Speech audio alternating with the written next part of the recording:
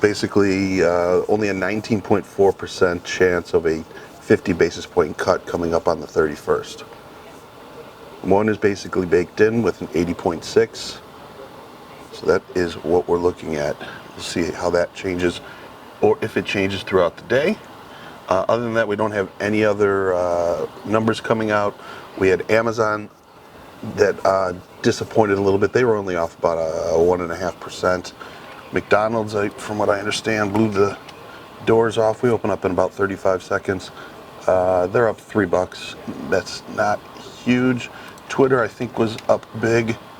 Yeah, they're up 5%. Starbucks, for those of you over in Scott's room, you know you have it's sitting pretty darn perfect right here. You have the 96 call calendar on. Expedia that we had on, we need a little bit more from that. We need, I mean, it's probably right now a nothing, but we'll see what happens. Opening up in just 5 seconds here. We'll see what they want to do. Market's up slightly across the board. There's our bell.